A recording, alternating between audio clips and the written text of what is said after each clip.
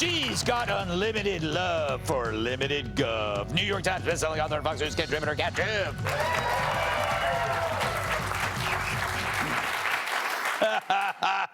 So much here, Liz. So much here. The mariachi ban. If a Republican pulled out a mariachi. Trump's policies. I get that for Trump's base, there's no middle ground. For the MAGA base, it's if you're illegal, you have to go. I'm extraordinarily clear on that.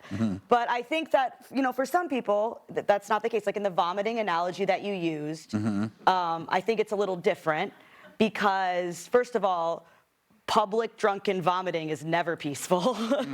Second of all, I think that some people who have an issue with these policies are just saying, let's say, for example, that there was somebody drunkenly vomiting in a bar. Yes. And then there was someone else that was there. Maybe they were there illegally. Maybe they were underage, but they used a fake ID to get in the bar. But they were there like just trying to help, and someone was just pouring bleach on that person. So I think that there are some people who have issues, not with deporting the violent people, but people who are maybe here peacefully and trying to work. There's a lot of middle ground. And one of the best things about this country is that even when you're not in power, you do have the freedom to criticize the people who are, even when you lose. That's a good point. But to have a middle ground, you have to have You lived in Boston. Yes, I did.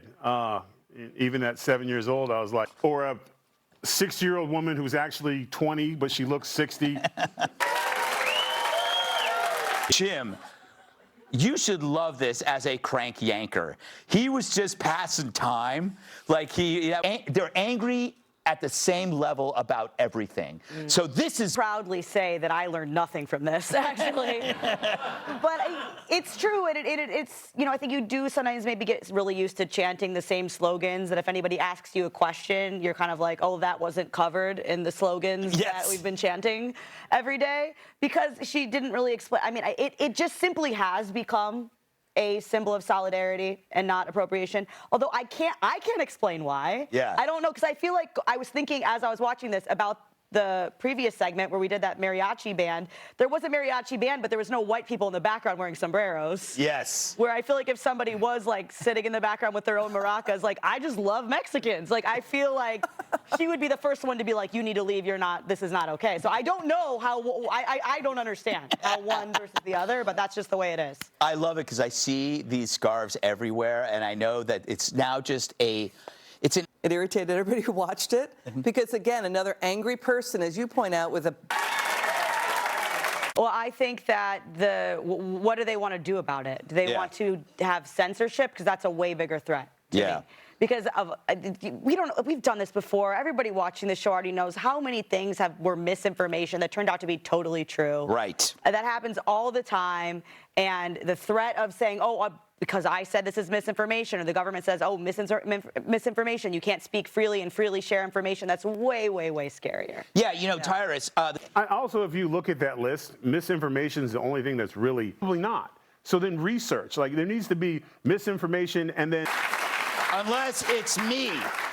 It's like ChatGPT for the Democrat Party. Yeah. Or, I mean, by the Biden, everything you said was the Biden White House. Yeah. And who gets to define, they had a... and then when she finally calls you and hears your voice. At one point, you give these mouth breeders air. Like, Jim, he used to be in a decent band. White Stripe. I don't know.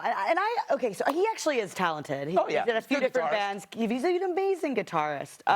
It is very interesting, as Tyrus pointed out, that it was him making fun of the design of this room. Because he said a lot of stuff about Trump. But when he made fun of the design of this room, that was the thing. Like, that was the thing that went way too far. So now what we've all learned is that Trump is very, very proud of this design. Yes. Trump is very, very, very proud of the way that this room looks. Yeah. But that's just, I think you can make I think you can be critical.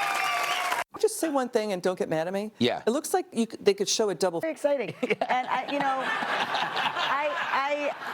love this new genre of segment where we just tell Greg he's doing a good job.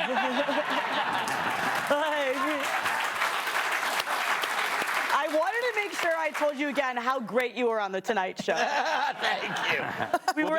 We got to overdoing segments about this, so now we should just call it Greg Does a Good Job News. Tyrus, our studio audience.